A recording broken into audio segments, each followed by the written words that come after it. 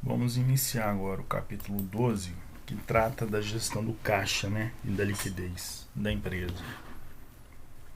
Basicamente, gestão do caixa, quando se fala em gestão de caixa, se fala numa coisa bem específica, que é a preocupação que se deve ter em manter o nível mínimo de caixa. Bom, isso daqui tá no conteúdo cobrado pela APMEC, só que a gente tem que tomar cuidado com a prática no Brasil.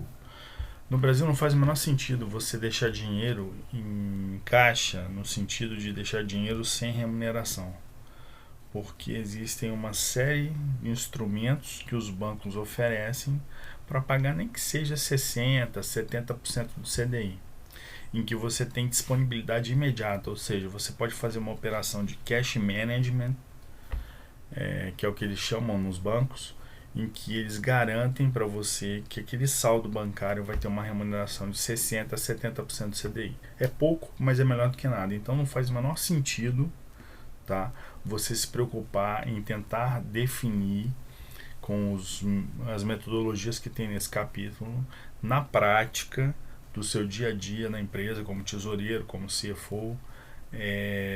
Você quer saber qual seria o nível mínimo, né, de caixa que você deve manter sem remuneração. No Brasil, o nível mínimo de caixa sem remuneração é zero, a não ser aquilo que a gente chama nas empresas de fundo fixo, que é aquele gasto do dia a dia, né, uma Xerox, um motoboy e tal, mas hoje com o Pix você não tem nem necessidade de ter isso. Então vamos deixar isso claro aqui já no início do capítulo, que isso aqui é uma teoria, isso é usado lá fora, em situações em que realmente a taxa de juros já é baixa, então você manter o dinheiro parado não faz tanta diferença assim. Eu estou falando de 1,5% ao ano, então talvez faça sentido lá fora, nos Estados Unidos, né, que eu estou dizendo. Aqui no Brasil não, você não vai fazer isso, você não vai se preocupar com isso, tá bom?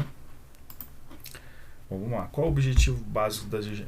Outra coisa. Quando a gente fala de gestão de caixa, a gente não está falando de gestão de capital de giro. A gestão de capital de giro a gente já viu, que é trabalhar com o ciclo operacional, o ciclo financeiro, os prazos médios. Isso é gestão de capital de giro. Agora eu estou falando especificamente do caixa, né? O objetivo da gestão do caixa é mantê-lo, pela teoria que está aqui nesse capítulo, mantê-lo no menor patamar possível de operação, no limite para não prejudicar a rotina diária da empresa, né? Dado que a rentabilidade baixa é destruidora de valor econômico no longo prazo. Exatamente isso, né? É o tal do carrego negativo, né? No Brasil, 70% do CDI é um carrego negativo? É porque você tem um custo de oportunidade, né? O custo de capital da empresa é maior do que isso, quase sempre maior do que o CDI. Empresas de médio porte, tá? As maiores conseguem captar abaixo do CDI, né? No combinado, né? Porque uma emissão de debênture é CDI mais um spread, mas aí você pega algum dinheiro no BNDES que acaba sendo mais baixo do que o CDI. Bom, o que engloba a boa gestão do caixa? A boa gestão do caixa identificação do saldo mínimo esperado de caixa, ou seja, o saldo mínimo que você deve se preocupar em manter em virtude das variabilidades, né, que o teu setor passa. Políticas mais eficientes no recebimento e no pagamento, que significa dizer antecipar recebimentos e postergar pagamentos. Estratégias em aplicações financeiras, né, dos excedentes de caixa em títulos que apresentem a melhor rentabilidade com o menor risco possível. Isso aqui é extremamente importante aqui no Brasil também. Você, como tesoureiro, por exemplo, como CFO, você nunca tem que trazer um risco para a empresa diferente do risco que o acionista espera estar correndo dentro da sua empresa. O que eu quero dizer, se eu invisto numa empresa de telecom, o que eu espero lá dentro é que só haja o risco telecom. Não faz sentido nenhum o CFO pegar dinheiro excedente do caixa e fazer aplicação em bolsa de valores em outras empresas, como eu já vi por aí. Isso é destruição de valor. O acionista que está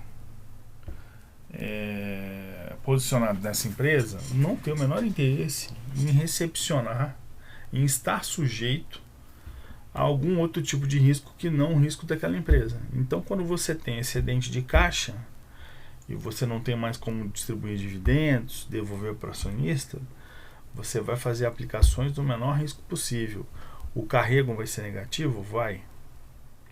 A diferença entre custo de oportunidade, né, e essa aplicação vai ser negativa, ao contrário, né, a aplicação vai render uma taxa menor do que o custo de oportunidade? Sim.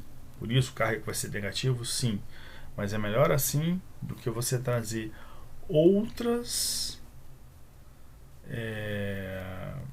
matrizes de risco dentro da bolsa que não sejam do setor da sua área de atuação, certo?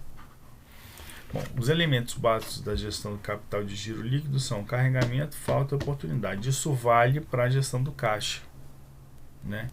Gestão do caixa é custo de carregamento, custo de falta, custo de oportunidade. Motivo para você ter dinheiro no caixa? Pela teoria, para transações, entrada e saída de caixa não sincronizadas, e a manutenção de saldo médio para cumprimento de exigência dos bancos para reduzir tarifas bancárias. Isso aqui no Brasil você consegue escapar mantendo aplicações, né? Então você não precisa manter saldo de caixa.